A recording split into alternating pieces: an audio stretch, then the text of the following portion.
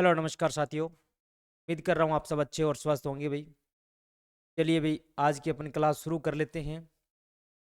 और अपनों ने अभी तक यूनिट फर्स्ट की अपन बात करें तो यूनिट फर्स्ट के अंदर अपनों ने क्या क्या पढ़ लिया। यदि मैं बात करूँ यूनिट फर्स्ट की, तो यूनिट फर्स्ट की आपको अभी तक अपनों ने शारीरिक शिक्षा का अर्थ, शारीरिक शिक्षा का महत्व, उसकी भ्रांतियाँ, उसकी उपयोग, उसके क्षेत्र और अपने पिछली क्लास के अंदर वंशानुक्रम और वातावरण के बारे में अपनों ने पढ़ा। आज अपन पढ़ने वाले हैं आयु के प्रकार के बारे में। ठीक है, तो चलिए अभी जल्दी से लाइव आ जाए। सभी को गुड इवनिंग, नमस्कार, राधे राधे। मैं पृथ्वीराज, आपका लाइव क्लास के अंदर स्वागत है अभी सभी, है ना। चलिए अभी कमेंट करते रहिए और क्लास को पढ़ते रहिए भी जैसे जैसे अपनी क्लास चल रही है। चलिए अभी यदि मैं बात करूं प्रकार की, पिछली आपने देख लिया होगा कि पीछे अपनों ने क्या पढ़ा भी। पीछे अपनों ने पढ़ा था वंशानुक्रम और वातावरण के बारे में। वंशानुक्रम हमारा जो शरीर, जो हमें वंश के द्वारा मिलता है, जिसको बदला नहीं जा सका है भी, जिसको क्या कर सकते हैं, बदला नहीं जा सकता है, वो हमें ईश्वरीय देन होती है। और वातावरण जिसको हम बदल सकते हैं, जिसमें परिवर्तन कर सकते हैं, जिसमें चेंजेस ला सकते हैं, वो क्या होता है, वातावरणीय। ठीक है भाई, अब अपनों ने उनके बारे में डिटेल से पढ़ा। अब अपन पढ़ने वाले हैं, आपके सामने है भाई आयु के प्रकार भाई, टाइप्स ऑफ एज। ठीक है भाई, अब यहाँ पर अपन पढ़ेंगे टाइप्स ऑफ एज के बारे में। तो सबसे पहले अपने सामने आती है भाई काल कर्मिक आयु, क्रोनोलॉजिकल एज भाई। काल कर्मिक आयु को क्या बोलते हैं भी, क्रोनोलॉजिकल एज भी बोला जाता है। तो काफी बार एग्जाम में आपसे पूछ ले जाएगा कि क्रोनोलॉजिकल एज किसे कहते हैं। Chronological chronological age. ठीक है भाई, क्रोनोलॉजिकल एज की जब अपन बात करते हैं तो वो हमारी काल कर्मिक आयु आ जाती है या काल कर्मिक एज आ जाती है। क्रोनोलॉजिकल एज का हमारे लिए बहुत ज़्यादा महत्व होता है भाई। किस प्रकार से, जैसे आप देखते हैं क्रोनोलॉजिकल एज को कि हम हमारे जो डेट ऑफ बर्थ होती है उसको हम क्रोनोलॉजिकल एज के अंदर ही रखते हैं। और हमारे जो स्कूलों के अंदर जो हम खेलने जाते हैं उसके अंदर भी हमारी क्रोनोलॉजिकल एज ही मानी जाती है। यानी आपकी जो आधार कार्ड के अंदर जो डेट ऑफ बर्थ होती है उसी को ही हम आधार मानकर सारे के सारे काम करते हैं। ये बात सही है भाई, बिल्कुल सही है। आप जब खेलने जाते हैं तो आपके देखते हैं कि इसकी क्रोनोलॉजिकल एज, यानी इसके आधार कार्ड के अंदर क्या एज है और स्कूल के अंदर एडमिशन के समय क्या एज है, उन सब को रिलेट करके ही देखा जाता है। तो वो हमारी आ जाती है कालक्रमिक आयु। कालक्रमिक आयु आपको मोटा मोटा आप समझ में आ जाएगा कि कालक्रमिक आयु आखिरकार होती क्या है भी। जब अपन कालक्रमिक आयु की बात करते हैं तो कालक्रमिक आयु जो होती है वो ये होती है कि हम क्या करते हैं, हमारी जो भी आयु हम आधार कार्ड में और पूरे जीवन जिसको ढोके चलते हैं भाई। अब देखिए, कालक्रमिक आयु को बदला नहीं जा सकता भाई। कालक्रमिक आयु को बदला जा सकता है क्या? नहीं बदला जा सकता। सर क्यों नहीं बदला जा सकता? अभी देखिए, अगर आप 1 साल 10 दिन के होगे तो 1 साल 10 दिन ही होगा, अगला दिन 11वां ही होगा भाई। आप 1 साल 9 दिन के नहीं हो जाओगे, छोटे नहीं हो जाएंगे। वो अलग बात है कि आप अपनी एज बताओ नहीं छुपा लो भाई, वो एक अलग बात हो जाती है कि आप अपनी एज बताओ नहीं और छुपा लो, कहते 10 दिन छोटा हूं भी तेरे से, हैं। तो वो एक बात अलग हो जाती है। लेकिन जब अपन कालक्रमिक आयु को, क्रोनोलॉजिकल एज को पढ़ते हैं तो उसके अंदर ये एज कम नहीं होती है, दिनों दिन बढ़ती रहती है। और जैसे जैसे अपन जीवन में आगे निकलते जाते हैं तो ये एज धीरे धीरे धीरे धीरे कम होती जाती है, यानी हम अपनी पूर्णता की ओर जाने लग जाते हैं भी। वापिस आने का इसमें कोई भी सौदा सीन नहीं है भाई। ठीक है, अब देखिए यहां पर बात करते हैं। सबसे पहले क्या है कि किसी व्यक्ति की उम्र जो क्या किस में लिखी जाती है भी, वर्ष के अंदर। वर्ष अभी कैसे चल रहा है अभी 2025 के अंदर भाई, ठीक है ना। अभी जो 2025 जैसे आपकी डेट ऑफ बर्थ वर्ष के अंदर लिखते हैं तो 1994, 1996, 1998, 1999, 2000, ये आपकी वर्ष हो जाएगी ना। अब महीने के अंदर भाई 1 से 12 जो महीने होते हैं उनमें 7वां महीना, 8वां महीना, 9वां महीना, जो भी आपका महीना है वो उस महीनों में, उसके बाद दिनों के अंदर गिनी जाती है भी। मान लीजिए आपका जन्म 9 तारीख को हुआ है, 9 तारीख 7 जुलाई 1994 को हुआ है, तो ये आपको इस प्रकार से लिखी जाएगी भी, है ना। तो इसके अंदर आपको कैसे लिखी जाएगी, पहले आपका वर्ष, महीने, दिनों, यानी दिन, वर्ष, दिन, महीने और वर्षों के अंदर इसको डिवाइडेशन किया जाता है, जिसको अपन क्रोनोलॉजिकल एज कहते हैं भाई। क्या कहते हैं? क्रोनोलॉजिकल एज कहते हैं। यहां पर देखिए वैधानिक आयु भी बोलते हैं भी। वैधानिक आयु, वैधानिक आयु का मतलब है कि जो सरकार द्वारा वेरीफाइड हो भी, सरकार के द्वारा क्या हो, वेरीफाइड हो। जो जिसको सरकार मान्यता देती है भी, सरकार जो ये कालकर्मिक आयु है इसको ही मान्यता देती है।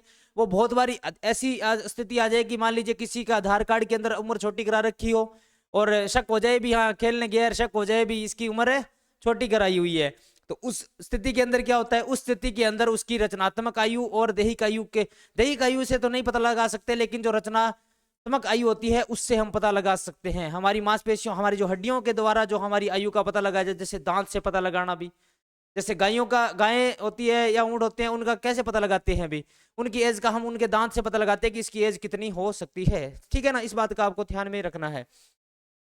तो यहाँ पर देखिए सरकार द्वारा उम्र के आधार पर किसी को बालक, किशोर या वयस्क मानती है भी। ठीक है ना, इसको क्या है भी, सरकार ये क्रोनोलॉजिकल एज के आधार पर ही कहती है कि मान लीजिए आप 18 साल के हो गए, अब आप वोट देने का आपको अधिकार है भाई, आप 18 प्लस हो गए, आप वयस्क हो गए भाई, आप 18 प्लस है, आप नाबालिग है। तो ये किसके आधार पर निर्धारित किया जाता है भी, ये आपका कालकर्मिक आयु के आधार पर निर्धारित किया जाता है। यहां पर बात समझ में आई। यहां पर बात ये हो रही है कि आपकी जो ये एज है इसके आधार पर ही आपको सरकार मान्यता देती है कि आप नाबालिग हैं या फिर बालिग हैं। समझ में आया? बिल्कुल आ गया। ठीक है अभी अब देखिए आपका पहचान पत्र की जब अपन बात करते हैं, पहचान पत्र पर अंकित, स्कूल में पहचान पत्र पर अंकित का मतलब पहचान पत्र के ऊपर आपकी डेट ऑफ बर्थ लिखी जाती है। पहचान पत्र के ऊपर क्या है, आपकी डेट ऑफ बर्थ लिखी जाती है। और स्कूल में जब आप प्रवेश के लिए जाते हैं तो उस समय आपकी यही क्रोनोलॉजिकल एज लिखी जाती है। अभी स्कूल के अंदर जब आप एग्जाम प्रवेश के लिए जाते हैं तभी आपसे आधार कार्ड मांगा जाता है, जन आधार मांगा जाता है। आजकल आधार कार्ड अनिवार्य कर दिया स्कूलों के अंदर भाई, बिना आधार कार्ड के आप यूडाइस पर डाटा नहीं चढ़ा सकते, बच्चे का ऑनलाइन एडमिशन नहीं कर सकते। तो आजकल के समय में आधार कार्ड को मुख्य बना दिया है भाई। ठीक है, अब देखिए अन्य जिला, राज्य, राष्ट्रीय प्रतियोगिता में वर्गीकरण का आधार भी यही उम्र बनती है वे। अब देखिए मान लीजिए आप खेलने जाते हैं तो स्कूल के अंदर आपकी जो आयु प्रमाण पत्र है वो स्कूल के अंदर अध्ययनरत प्रमाण पत्र निकाला जाता है, उसके साथ साथ आपका जन्म प्रमाण पत्र निकाला जाता है। जन्म प्रमाण पत्र के साथ साथ आपकी जो आधार कार्ड है, आधार कार्ड को वेरीफाई किया जाता है। यानी अब जब आप राज्य स्तरीय, जिला स्तरीय, राज्य स्तरीय, राष्ट्रीय स्तरीय जब आप खेलने जाते हैं, राष्ट्रीय स्तरीय के अंदर आपको अनिवार्य कर दिया है कि आपके पास क्या होना चाहिए, आपके पास ये जो जन्म प्रमाण पत्र है ये होना चाहिए भी। ये आपको किसके आधार पर, कालकर्मिक आयु के आधार पर आपका वर्गीकरण होता है। इससे आपकी रियल आयु का पता चलता है कि आपका डेट ऑफ बर्थ कब होता है। आजकल फर्जीवाड़ा होना बहुत मुमकिन कम हो गया है, क्योंकि जैसे ही बच्चे का हॉस्पिटल के अंदर जन्म होता है, जन्म होते ही वहां से उसका क्या बना दिया जाता है, जन्म सर्टिफिकेट बना दिया जाता है। और जन्म सर्टिफिकेट को बदलना आज के टाइम में बहुत मुश्किल है, होता है सब लेकिन बदलना मुश्किल होता है थोड़ा। तो वो एज होती है कालकर्मिक आयु भाई। ठीक है, अब यहां पर समझ में आ गया कि आप जब राज्य स्तरीय, जैसे मान लीजिए आपका निर्धारण कैसे हो, आपको इसको ऐसे समझना है कि आपका निर्धारण कैसे हो। मान लीजिए बच्चा 14 साल के में खेलेगा, 17 वर्ष में खेलेगा, 19 वर्ष में खेलेगा, ये आप डिवाइड कैसे करोगे, ये आपको कैसे पता चलेगा कि बच्चा किस एज के अंदर खेल रहा है या किस एज के अंदर खेलना चाहिए इसको। तो ये जो डिसाइड है ये कालकर्मिक आयु होती है, यानी क्रोनोलॉजिकल एज इसको अपन बोल सकते हैं। ठीक है, अब देखिए किशोरावस्था तक, यानी बच्चा क्या है भाई, किशोरावस्था तक जब तक आता है, यानी 17 वर्ष की उम्र में, 17 वर्ष की उम्र तक बच्चे का कितना विकास हो जाता है भाई, यहां पर आप लिख लीजिए 17 वर्ष तक, 17 वर्ष तक बच्चे का कितना, 95% जो विकास होना होता है वो हो जाता है। क्या समझ में आया भाई? 17 साल की उम्र में जब तक बच्चा आएगा उसका कितना विकास हो जाएगा भाई, उसका 95% क्या हो जाएगा, विकास हो जाएगा। महिलाओं के अंदर थोड़ा जल्दी हो जाता है, पुरुषों के अंदर लेट हो जाता है ना। महिलाओं के अंदर जो विकास होता है वो विकास की क्रिया जल्दी हो जाती है पुरुषों की बजाय। ठीक है, चलिए भी अब देखिए कालकर्मिक आयु को CA के प्रदर्शित किया जाता है अभी। ये आगे एक सूत्र भी एग्जाम के अंदर पूछा गया है अभी, आगे मैं आपको बताऊंगा कौन सा सूत्र है, किसके लिए एग्जाम में आया हुआ प्रश्न है, वो एग्जाम में पूछा गया है प्रश्न। CA का मतलब क्या होता है भाई, CA का मतलब यहाँ पे CA कोई पुलिस की पोस्ट नहीं है भाई, ध्यान रखना, ये कोई पुलिस की पोस्ट नहीं है। यहाँ पे CA का जो मतलब है, CA का क्या मतलब हुआ भाई, CA का यहाँ पर मतलब है क्रोनोलॉजिकल एज हो जाएगा। क्या हो जाएगा भाई, क्रोनोलॉजिकल एज यहाँ पर हो जाएगी। आपको समझ में आया कि CA का मतलब क्या होता है, क्रोनोलॉजिकल एज होता है। समझ में आया? ठीक है भाई। अब यहाँ पर खेल मनोविज्ञान कालक्रमिक आयु गणना के खिलाफ है। अभी खेल जो मनोविज्ञान है ना, वो कालक्रमिक आयु की गणना के खिलाफ है। क्यों खिलाफ है भाई? भाई जो बच्चा उस उम्र का है ही नहीं, वो कम उम्र का लिखा के और खेल लेता है। अभी 14 वर्षीय का, 17 वर्षीय 15 वर्षीय का बच्चा का डेट ऑफ बर्थ कम करवा के और खेल लेता है। अभी खेलता है, पहले खेलते थे, अब तो ऐसा नहीं होता है ना। इसलिए क्या है भी, ये इसके खिलाफ है। ठीक है, चलिए यहाँ पर किसी को कोई पूछना कालक्रमिक आयु को लेकर किसी का कोई सवाल है तो बताओ भाई। कोई चीज समझ में नहीं आई कालक्रमिक को लेकर, आपको समझ में आ जाएगा कि इसमें बात कैसे होती है भाई। दिन में, महीने में और वर्ष के अंदर जो डेट ऑफ बर्थ लिखी जाती है, DOB, ठीक है भाई, जिसको अपन वर्ष, महीने, दिनों के अंदर देखते हैं, फिर घंटों मिनटों आगे देखते हैं भी, वही है अपनी कालक्रमिक आयु यानी क्रोनोलॉजिकल एज। CA से यहाँ पर मतलब हो जाएगा क्रोनोलॉजिकल एज भाई। ठीक है, इंग्लिश में भी आपसे पूछा जा सकता है कि क्रोनोलॉजिकल एज के बारे में आप क्या जानते हैं या क्या होती है, तो आपको मैंने बता दिया है। फिर भी यदि कोई सवाल है तो बताओ भाई। ठीक है, चलिए भाई अब देखिए अगला अपन बात करते हैं संरचनात्मक आयु। ये शरीर रचना आयु भी इसको कहते हैं भाई। ठीक है ना, संरचनात्मक आयु या फिर शरीर रचना आयु भी इसको कहा जाता है। यहां पर समझ में आया बात आपको? इसके अंदर शरीर की रचना यानी हमारे शरीर रचना विज्ञान के अंदर हम क्या पढ़ते हैं भाई? हम आंतरिक अंगों का अध्ययन तो पढ़ते हैं ना। इसके अंदर हमारी क्या कंकाल तंत्र की बात हो रही है भाई। क्या हो रही है? कंकाल तंत्र से संबंधित विकास और वृद्धि की यहाँ पर बात अपन करेंगे भाई।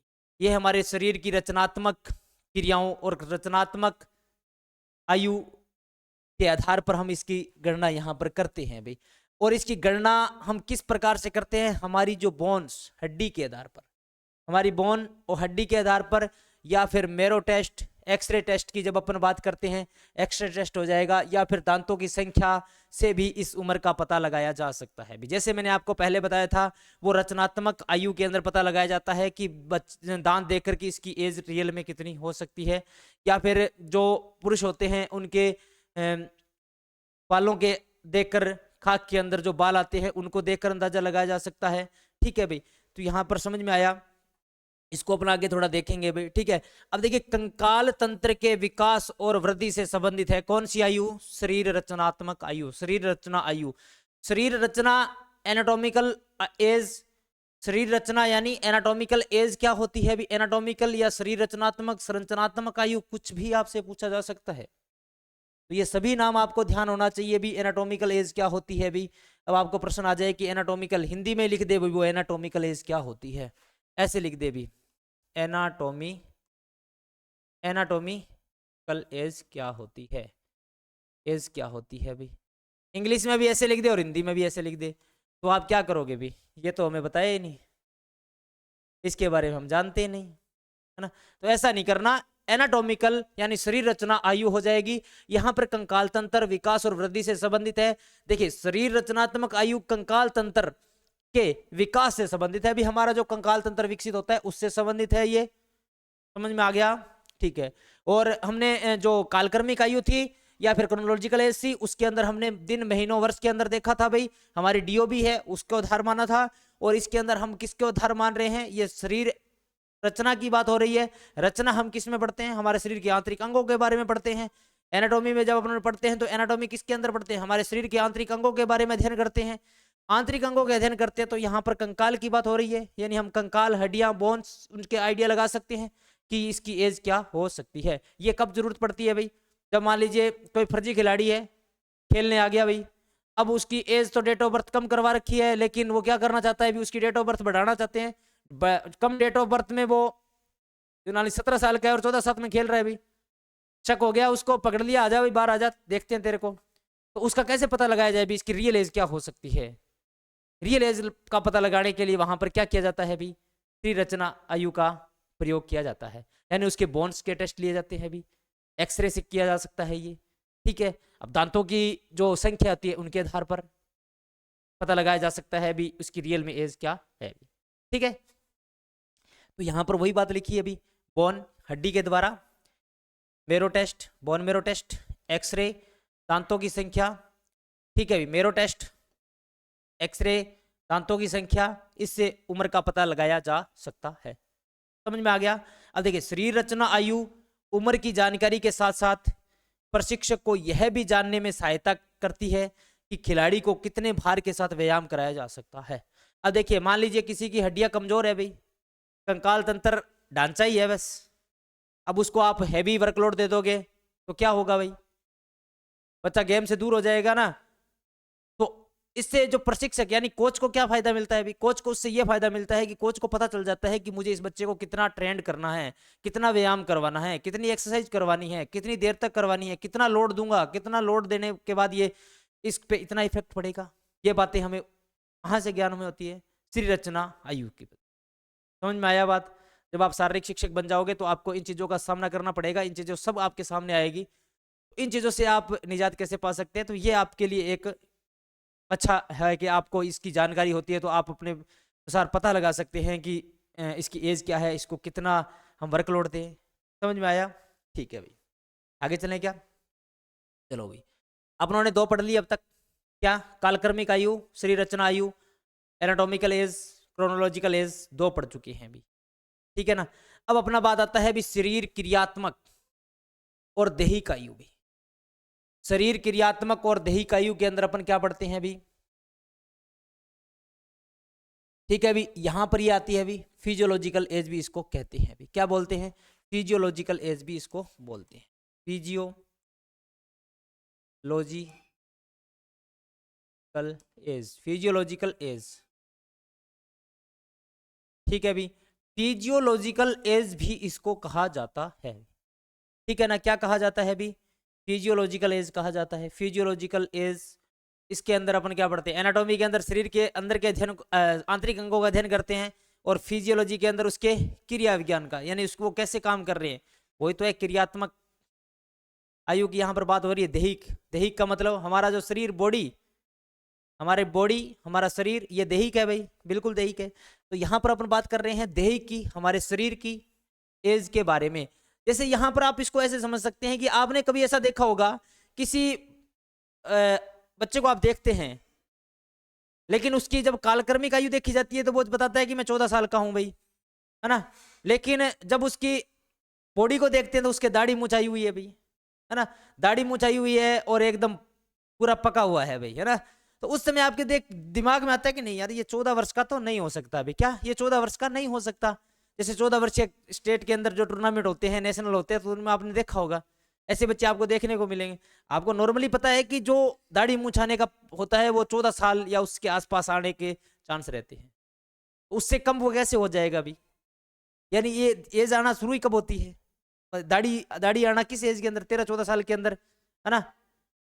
तो 14 साल के अंदर बच्चों के दाढ़ी मूंछ थोड़ा थोड़ा आने लगती है, और अगर 14 साल का बच्चा ऐसा और जिसके दाढ़ी मूंछ एकदम पूरी पकी हुई हो भाई, है ना, एकदम काले रंग की पूरी दाढ़ी आ जाए, मूंछ आ जाए, तो आप क्या समझोगे कि वो 14 साल का ही है।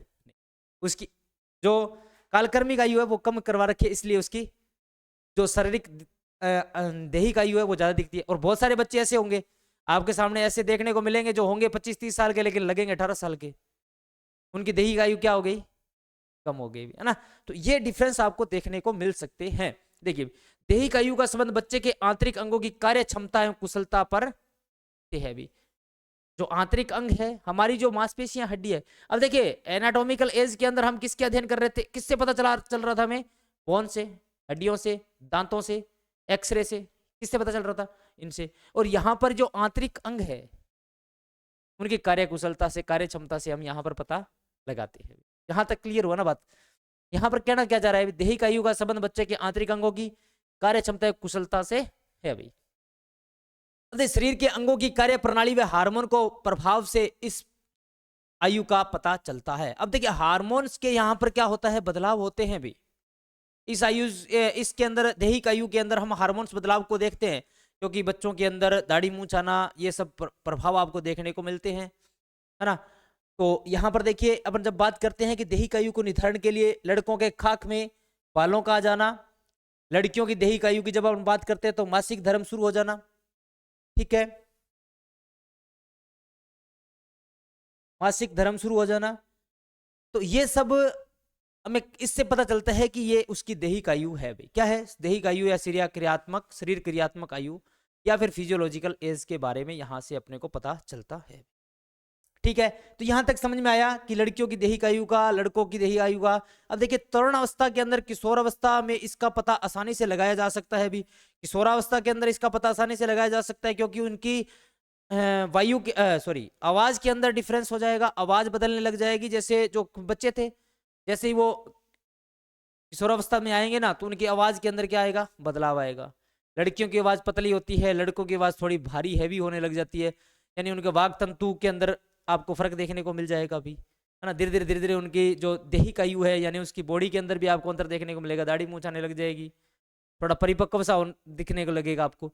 तो ये सब अपने दैहिक आयु के अंदर देखते हैं, और इनके इस जो किशोरावस्था के अंदर अपन इसको आराम से, तरुणावस्था या किशोरावस्था के अंदर अपन आराम से इसको देख सकते हैं अभी। ठीक है, यहां तक किसी को कोई सवाल, किसी का कोई जवाब है तो बताओ भाई। नहीं है क्या? सब ज्ञानी है भाई। चलो भाई आगे चलते हैं। अब अपन बात करते हैं मानसिक आयु। मानसिक आयु क्या होती है भाई? मेंटल एज, इसको अपन क्या बोलते हैं भाई? मेंटल एज भी अपन इसको बोल सकते हैं, मेंटल एज। ये क्या है भाई? मेंटल एज भी, मानसिक आयु। अब देखिए मानसिक आयु का अपन कैसे पता लगा सकते हैं? इसका कोई संबंध नहीं है भाई, इसका वैसे कोई औचित्य नहीं है मानसिक आयु का, लेकिन मानसिक आयु को हम देखते हैं भी। मानसिक आयु बच्चों के मानसिक विकास से संबंधित है भी। मानसिक आयु बच्चों के क्या है? मानसिक विकास से संबंधित है। मानसिक आयु को मनोवैज्ञानिक परीक्षणों के माध्यम से मापा जाता है। मनोवैज्ञानिक परीक्षणों के माध्यम से क्या मापा जाता है भी? जैसे मैंने आपको बताया कि एक बच्चा 9 साल का है भी, लेकिन उसकी मानसिक आयु 12 साल के बच्चे जितनी है भी। 12 साल का बच्चा जितना ज्ञान रखता है उतना उस बच्चे को ज्ञान है, तो उसकी मानसिक आयु क्या हो गई? 12 वर्ष। ठीक है, यही बात इन्होंने, यानी मनोवैज्ञानिक परीक्षण लिए जाते हैं, और उन परीक्षणों के आधार पर यह तय किया जाता है कि इनका आईक्यू लेवल, यहाँ पर आईक्यू लेवल की बात आती है कि बच्चे का आईक्यू लेवल कितना है। ठीक है, बुद्धि लब्धि कितनी है अभी? आईक्यू लेवल यानी बुद्धि लब्धि कितनी है, इस बात का यहाँ पर पता लगता है अभी। अब देखिए यहाँ पर अपने को एक MA लिखा हुआ दिख रहा है अभी। आपने पीछे एक क्रोनोलॉजिकल यानी कालक्रमिक आयु पढ़ी थी, वहां पर आपने CA देखा था भाई। अब देखिए इन दोनों का संबंध कैसे है भाई? इन दोनों का आपस में क्या है? संबंध है भाई। कैसे? एग्जाम में प्रश्न आया था, आपने देखा होगा शायद, अगर आपने PYQ करके देखे हैं तो आपको इस बारे में पता होगा कि कहाँ से प्रश्न आया था, कैसा प्रश्न आया था, जिसमें मैं अभी बात करने वाला हूँ। ठीक है, देखिए यहाँ पर अपन बात करते हैं MA की। MA का होता है मेंटल एज। MA का मतलब क्या हो गया? मेंटल एज हो गया।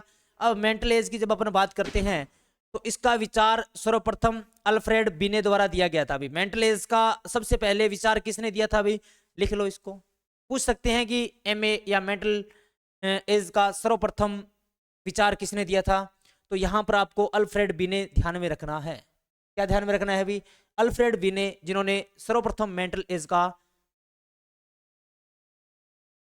विचार दिया था अभी। अब देखिए उसके बाद में तो स्टर्न और कुहलमान दोनों आगे थे भी। ठीक है ना, बाद में तो स्टर्न और कुहलमान दोनों आगे थे, लेकिन विचार किसका था भी? अल्फ्रेड बिने का था। स्टर्न और कुहलमान दोनों ने क्या किया? इन्होंने उसके मापने का एक अपने को क्या दे दिया? सूत्र दे दिया भी। क्रोनोलॉजिकल एज और मानसिक आयु को आप किस प्रकार से माप सकते हैं? एग्जाम में प्रश्न आया था भाई, ये नोट डाउन कर लेना। एग्जाम में प्रश्न यहाँ पे से आया था, यही पूछा गया था सीधा का सीधा कि आप बताइए भी मानसिक आयु का सूत्र क्या होगा भी? मानसिक आयु को कैसे ज्ञात कर सकते हैं? उसको ज्ञात करने का सूत्र क्या होगा? तो इसका सूत्र आपको ध्यान में होगा, तभी आप इसका सूत्र बता पाएंगे भी। अब देखिए यहाँ पर यदि मैं बात करूं, यहाँ पर लिखा मैंने MA बटा में CA। ठीक है भाई, इंटू अपनों ने कर दिया 100, इंटू अपनों ने कर दिया 100। देखिए MA से मतलब है भी बुद्धि लब्धि या मेंटल एज भी, बुद्धि लब्धि या फिर मेंटल एज यानी आपकी मानसिक आयु, और यहां पर आपकी हो जाएगी क्रोनोलॉजिकल एज। क्रोनोलॉजिकल का मतलब आपकी जो DOB है भाई। ठीक है ना, अब मान लीजिए DOB के आधार पर आपकी मेंटल एबिलिटी मान लीजिए 90 है, मेंटल एबिलिटी कितनी है? 90 है, और क्रोनोलॉजिकल एज आपकी कितनी है भाई? 18 है, तो इंटू 100। ठीक है, जब इसको काट पीट के आप निकालोगे तो ये आपकी आ जाएगी मानसिक आयु भी, ये आपकी क्या आ जाएगी? मानसिक आयु। इस प्रकार से ऐसा नहीं पूछा गया है, इतना आपको गणित नहीं रटनी, आपको बस ध्यान रखना है कि आपका सूत्र क्या है अभी। यानी आपको पूछ ले जाएगा मानसिक आयु का सूत्र क्या है, तो आपको इस बात का ध्यान में होना चाहिए कि मानसिक आयु का सूत्र क्या है। तो ये बात आपको जब ध्यान में होगी तो आपको काम चल जाएगा। पीछे एग्जाम में सीधा सीधा सूत्र पूछा गया है। अब देखिए यहाँ पर बात करते हैं इन सभी आयु प्रकार की तुलना में जो शारीरिक शिक्षा में आयु का महत्व कम है। इसका महत्व मानसिक आयु का शारीरिक शिक्षा के अंदर महत्व कम है। शारीरिक शिक्षा के अंदर सबसे ज्यादा महत्व कौन सी आयु को दिया जाता है? कालक्रमिक क्रोनोलॉजिकल एज को दिया जाता है। भी यहाँ पर समझ में आया? समझ में आया क्या? ठीक है भाई। अब देखिए अपनों ने सबसे पहले पढ़ी भी कालक्रमिक आयु। कालक्रमिक आयु। उसके बाद अपनों ने पढ़ा शरीर रचना आयु।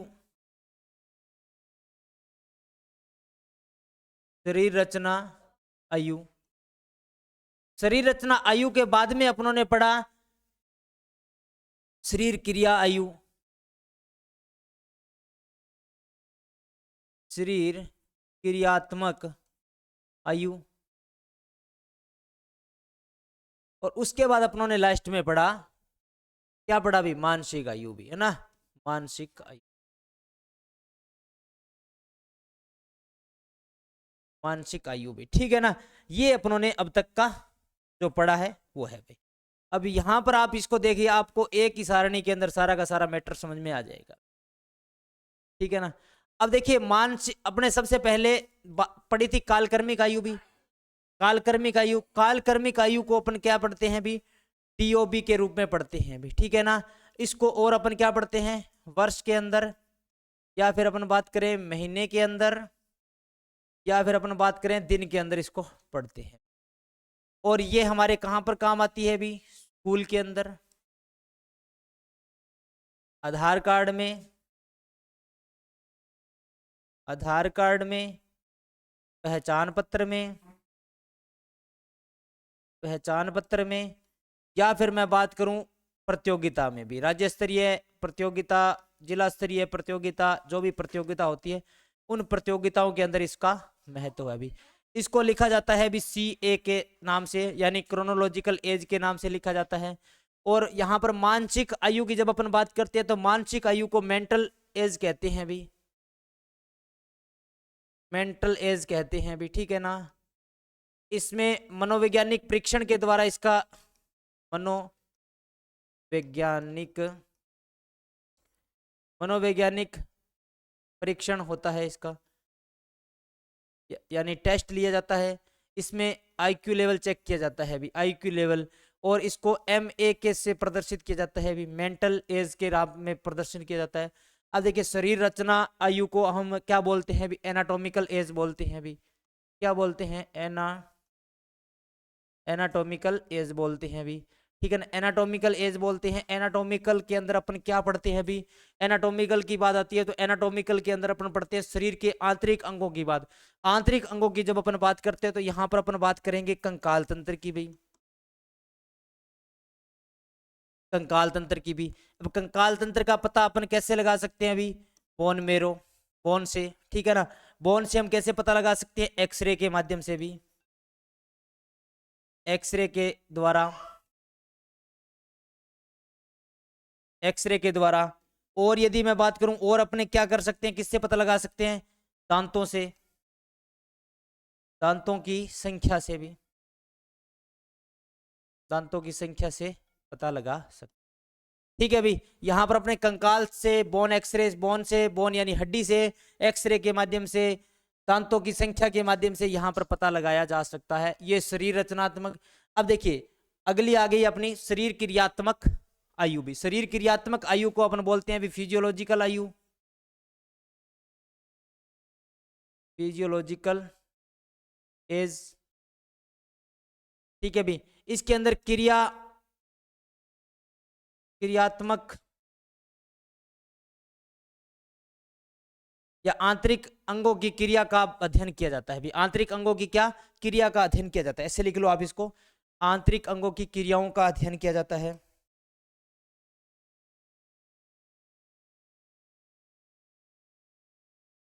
आंतरिक अंगों की क्रिया का अध्ययन किया जाता है, क्रिया का अध्ययन किया। आंतरिक अंगों की क्रिया का अध्ययन किस में किया जाता है? शरीर फिजियोलॉजी के अंदर किया जाता है अभी, ठीक है ना। और यहाँ पर आंतरिक अंगों के आंतरिक अंगों के साथ साथ यहाँ पर दैहिक आयु भी बोलते हैं, इसको क्या बोलते हैं अभी? दैहिक आयु भी, दैहिक आयु, ठीक है ना। और इसका कैसे पता चलता है भी? लड़कों के अंदर क्या पता चलता है? लड़कों के अंदर काख के अंदर बाल आ जाना भी, काख में बाल आना। और लड़कियों के अंदर अपन कैसे पता चलता है भी? लड़कियों के अंदर मासिक धर्म शुरू हो जाना, मासिक धर्म शुरू हो जाना, ठीक है। अब आपको यहाँ पे मोटा मोटा समझ में आ गया होगा कि अपने अभी तक किसके बारे में बात की थी भी। गुड इवनिंग सर, एक बार वापस समझा दो। बिल्कुल समझा देंगे भी। देखिए अभी अपनों ने बात की थी, किसकी बात की थी? शरीर क्रियात्मक, ठीक है, यानी क्रियात्मक आयु की। उसके बाद अपने शरीर रचनात्मक आयु की बात की थी। सबसे पहले अपनों ने की थी कालक्रमिक आयु की, फिर रचनात्मक आयु की, फिर अपनों ने बात की थी क्रियात्मक आयु की, और फिर अपनों ने बात की थी मानसिक आयु की। अब देखिए जब अपन कालक्रमिक आयु की बात करते हैं तो कालक्रमिक आयु के अंदर अपने डीओबी को देखते हैं। और डीओबी हमारी कहाँ कहाँ पर यूज होती है? डीओबी हमारे पहचान पत्र पर, आधार कार्ड पर, यहाँ पर हम इसको यूज में लेते हैं। उसके साथ साथ यदि मैं बात करूं तो आपकी जो स्कूलों के अंदर जब आप प्रवेश लेने जाते हैं तो वहां पे भी आपकी कालक्रमिक आयु यानी क्रोनोलॉजिकल एज को देखा जाता है। और पहचान पत्र हो गई। जब आप प्रतियोगिता के अंदर जाते हैं तो प्रतियोगिता के अंदर भी आपकी क्या देखी जाती है? अभी कालक्रमिक आयु देखी जाती है, क्रोनोलॉजिकल एज आपकी वहां पर देखी जाती है। यहां तक समझ में आया? आपने एक शब्द देखा था वहां पे सी ए का मतलब है क्रोनोलॉजिकल एज, ये भी आपको ध्यान में रखना है क्योंकि क्रोनोलॉजिकल एज भी आपसे डायरेक्ट पूछा जा सकता है। उसके बाद अपनों ने शरीर रचना आयु की बात की थी। शरीर रचना को हम कहाँ पे पढ़ते हैं? 7वीं यूनिट के अंदर अपन पढ़ते हैं एनाटॉमी के अंदर। एनाटॉमी के अंदर शरीर रचना विज्ञान की जब अपन बात करते हैं तो उसमें अपन ये देखते हैं कि शरीर रचना का मतलब हम हमारे आंतरिक अंगों को अध्ययन करते हैं, ठीक है भाई। शरीर के आंतरिक अंगों का अध्ययन करते हैं, उसको हम शरीर रचना विज्ञान कहते हैं, यानी एनाटॉमी कहते हैं। एना का मतलब होता है काट कर अंदर से उसका अध्ययन करना। जब चीज को हम अंदर से अध्ययन करते हैं तो वो हो जाएगा एनाटॉमिकल। अंदर से हमारे भाई ये बाहर जो मांस है इसके अंदर क्या है? अभी ये कंकाल है ना। कंकाल को अगर निकाल दिया जाए, अगर मैं बोलूँ कि मेरे अंदर से कंकाल को खींचकर बाहर निकाल दिया जाए, कंकाल को खींचकर बाहर निकाल दिया जाए तो नीचे क्या बचेगा? अभी ये जो मांस का ढांचा ये जमीन के लग जाएगा अभी, है ना। ये मांस का ढांचा है वो जमीन पे लग जाएगा, यानी हमारा जो कंकाल तंत्र है उसी के ऊपर ये टिका हुआ है अभी। तो इस शरीर रचना विज्ञान के अंदर हम किसकी बात करते हैं? कंकाल तंत्र की बात करते हैं। और इसका हम पता किस प्रकार से लगा सकते हैं वो भी आपको ध्यान में होना चाहिए, यानी हड्डी के द्वारा, बोन यानी हड्डी के द्वारा एक्सरे से पता लगाया जा सकता है, और हमारे दांतों की संख्या से पता लगाया जा सकता है कि इसकी एज क्या हो सकती है भाई, ठीक है। अब उसके बाद हमने शरीर क्रियात्मक को हम किस में पढ़ते हैं? अभी फिजियोलॉजिकल के अंदर पढ़ते हैं। अभी फिजियोलॉजिकल एज क्या होती है? शरीर क्रियात्मक यानी हमारा शरीर जो आंतरिक अंग है वो किस प्रकार से कार्य करते हैं। अब आपने 7वीं यूनिट जब अपन पढ़ेंगे तो उसमें आपने देखा होगा कि जब हम 7वीं यूनिट चल रही है, आपने देख लिया होगा कि शरीर रचना विज्ञान को क्या कहते हैं? एनाटॉमी को अपन कहते हैं कि हमारा जो शरीर के आंतरिक अंग और वो आंतरिक अंग किस प्रकार से काम करते हैं उनको हम पढ़ते हैं शरीर क्रिया विज्ञान के अंदर। शरीर क्रिया विज्ञान के अंदर हम किसका पढ़ते हैं, अध्ययन करते हैं? हमारे शरीर के आंतरिक अंग किस प्रकार से काम करते हैं, और हमारे जो आंतरिक अंग है कौन कौन से, उनको हम पढ़ते हैं शरीर रचना आयु के, यानी शरीर रचना विज्ञान के अंदर। यहां पर समझ में आया? दैहिक आयु का यहाँ पर आंतरिक अंगों का क्रिया का अध्ययन होता है, वो किस प्रकार से कार्य करते हैं दैहिक आयु से पता लगाया जा सकता है। और बच्चों के अंदर जो बॉडी को देखकर जो परिवर्तन आते हैं, मान लीजिए किसी की एज क्रोनोलॉजिकल एज कम है लेकिन दैहिक आयु उसकी बहुत ज्यादा है, या किसी की दैहिक आयु कम है क्रोनोलॉजिकल एज ज्यादा है, तो इसमें डिफरेंस हो सकता है।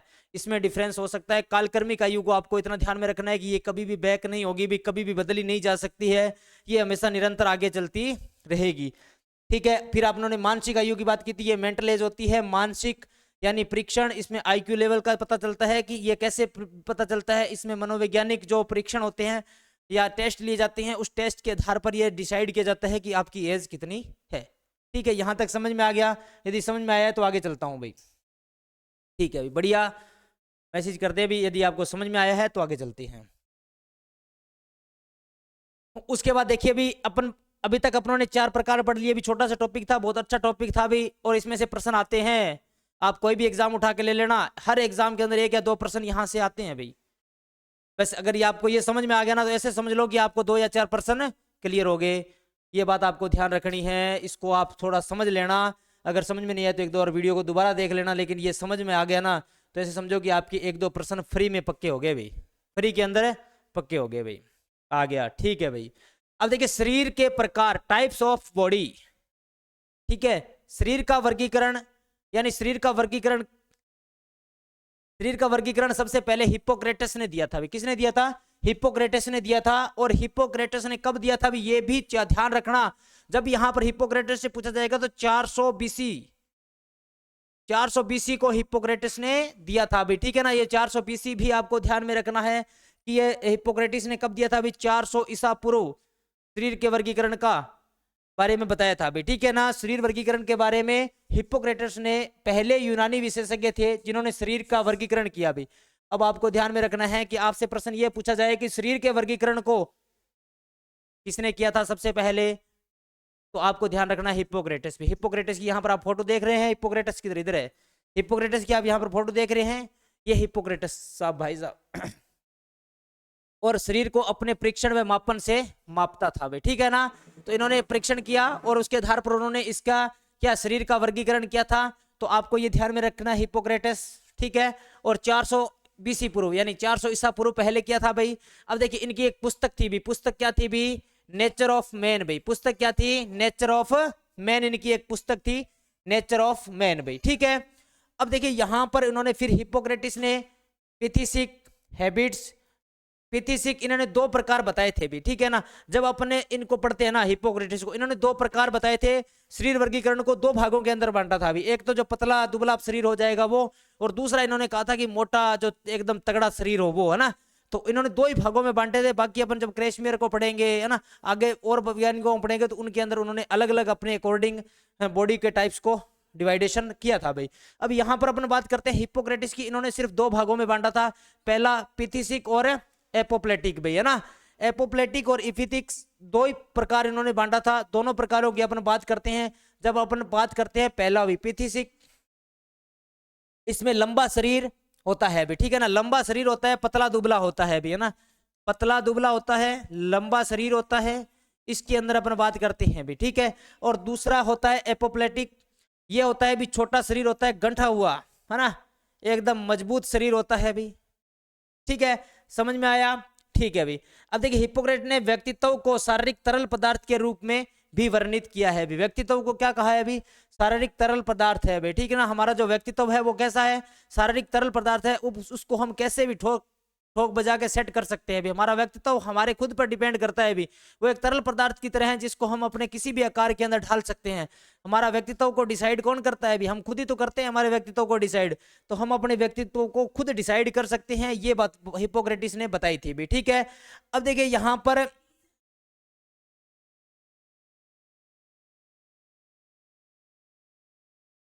आकृति और आकार के आधार पर शरीर का वर्गीकरण करने वाले पहले। अब देखिए यहां पर इन्होंने इनको क्या बताया अभी? इन्होंने पहले बता दिया, पहले वर्गीकरण का बता दिया अभी।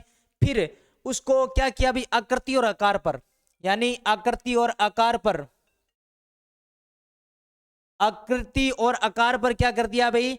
आकृति और आकार के आधार पर क्या कर दिया? शरीर का वर्गीकरण कर दिया भाई, ठीक है ना। आकृति और आकार के आधार पर शरीर का वर्गीकरण कर दिया किसने? रोस्टन ने भी। यहां पर रोस्टन है भी, ये किसने किया था?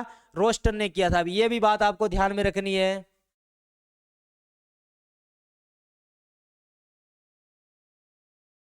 आकृति और आकार के आधार पर शरीर का वर्गीकरण करने वाले पहले व्यक्ति रोस्टन, ठीक है भाई। आकृति और आकार के आधार पर शरीर का वर्गीकरण करने वाले पहले व्यक्ति कौन थे? रोस्टन थे। और इस परीक्षण को वर्गीकरण करने वाले आपसे पूछा जाए तो हिप्पोक्रेटिस बताना है। उन्होंने 2 प्रकार बताए थे, इस बात को ध्यान में रखना है, ठीक है भाई।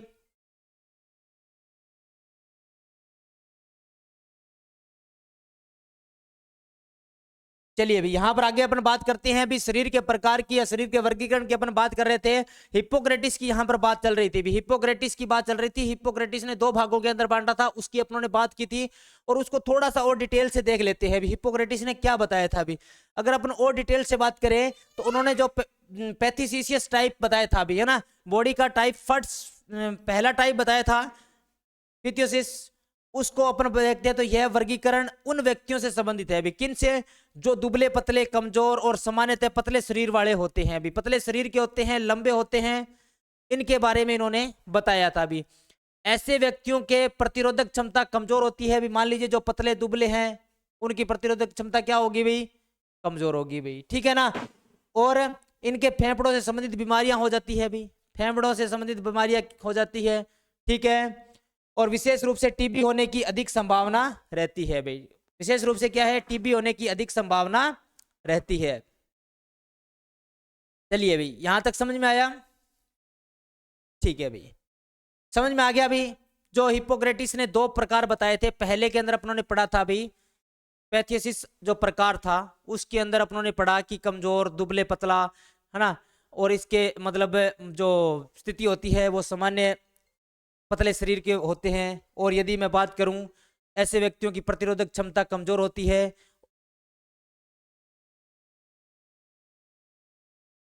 ठीक है भाई, ऐसे व्यक्तियों की प्रतिरोधक क्षमता कमजोर होती है, इन्हें फेफड़ों से संबंधित बीमारियां होती है, जैसे टीबी की जैसी बीमारियां इनको हो जाती है भाई, ठीक है ना। यहां तक आपको समझ में आ गया? ठीक है भाई, यहां पर समझ में आया तो आगे चलते हैं भाई। अगला प्रश्न के अगला जो दूसरा टाइप इन्होंने बताया था, हिप्पोक्रेटिस ने दूसरा टाइप कौन सा बताया था? एपोथलेटिक्स टाइप बताया था अभी, है ना। एपोथलेटिक्स जो टाइप था, एपोथलेटिक्स टाइप की जब अपन बात करते हैं तो इसके अंदर इन्होंने बताया था कि यह वर्गीकरण उन व्यक्तियों से संबंधित है अभी जिनका शरीर भारी और मोटा होता है। इन्होंने 2 ही प्रकार बताए थे अभी। कौन कौन से प्रकार बताए थे? 2 ही। पहला प्रकार इनका था कि शरीर पतला होगा। शरीर पतला दुबला पतला जो इंसान होता है वो पहले टाइप्स के अंदर आएगा। और दूसरा टाइप इन्होंने बताया कि भारी शरीर होगा अभी। कैसा होगा? भारी शरीर होगा और मोटा शरीर होगा अभी, ठीक है ना। भारी शरीर होगा और मोटा शरीर होगा, उसको इन्होंने दूसरे टाइप्स के अंदर बताया है अभी, ठीक है ना। यहां तक समझ में आया बात? अब देखिए यहां पर यह वर्गीकरण दूसरे बता दिया अभी। ऐसे व्यक्तियों में रक्त प्रवाह तेज होता है अभी और रक्तचाप अधिक होने की प्रवृत्ति होती है अभी, ठीक है ना। ऐसे व्यक्तियों के अंदर रक्तचाप कैसा होता है अभी? अधिक होता है अभी, ठीक है ना। ऐसे व्यक्तियों के अंदर रक्त का प्रवाह तेज होता है क्योंकि जो मोटा होगा उसको रक्त की ज्यादा आवश्यकता पड़ेगी भी, है ना। अब थोड़ा सा भी चलेंगे तो भी उसकी रक्त प्रवाह क्या हो जाएगा? तेज हो जाएगा अभी, ठीक है। यहां तक समझ में आया? इन्हें हृदय रोग, उच्च रक्तचाप और मस्तिष्क आघात यानी स्ट्रोक, यानी यहाँ पर मस्तिष्क आघात हो सकता है, स्ट्रोक आ सकता है। ये सब बीमारियां मोटे होने की, मान लीजिए मोटापा तो हर बीमारी का शुरुआत है अभी। मोटापा क्या है? हर बीमारी की शुरुआत है भाई, ठीक है। अब देखिए यहाँ पर होने का खतरा अधिक रहता है भी, इनको ये बीमारियां होने का अधिक खतरा रहता है।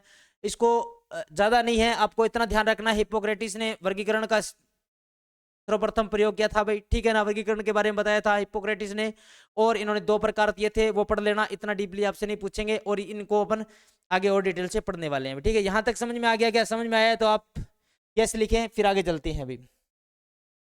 अब देखिए फ्रांस के विशेषज्ञ जो रोस्टन थे, रोस्टन ने शरीर के 3 प्रकारों का वर्गीकरण किया था भाई, ठीक है ना। आगे जो रोस्टन थे ना, उन्होंने भी इसको 3 भागों के अंदर बांटा था भाई। रोस्टन ने भी आगे क्या है? 3 भागों के अंदर इसको बांट दिया था भाई, ठीक है ना।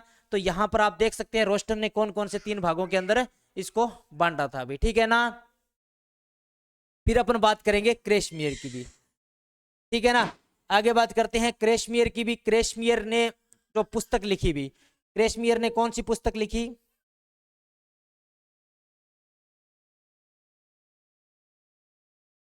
यहां पर अपन पुस्तक की बात करते हैं कि फिजिक्स एंड कैरेक्टर। पुस्तक कौन सी है अभी? फिजिक्स एंड कैरेक्टर की यहां पर पुस्तक की बात होती है, 1925 के अंदर लिखी भाई, फिजिक्स एंड कैरेक्टर भाई। अब देखिए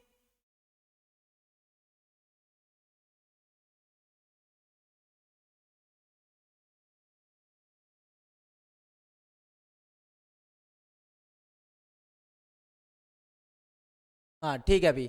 अब देखिए जो क्रेशमेर थे, इन्होंने कितने प्रकार बताए भी? इन्होंने 3 प्रकार बताए भी। कितने प्रकार बताए? 3 प्रकार बताए। एथलेटिक प्रकार, इसको हम एथलेटिक्स प्रकार की भी कहते हैं। दूसरा इसको पाइकनिक, और दूसरा एस्थेनिक, और तीसरा कौन सा हो जाएगा अभी? ठीक है, एथलेटिक, एस्थेनिक और डाई प्लास्टिक ऑस्प्लाटिक हो जाएगा भाई, है ना। तो ये इन्होंने 3 प्रकार बताए थे भी यहाँ पर क्रेशमियर ने, और इनको अपन कल की क्लास के अंदर पढ़ेंगे भी, आज की क्लास के अंदर इतना ही पढ़ेंगे भी, ठीक है ना। तो उम्मीद कर रहा हूँ आपके कोई भी सवाल रहते हैं तो आप कमेंट कर दीजिए भाई। चलिए भी ठीक है भी, मिलते हैं कल की क्लास में। जय हिंद जय भारत।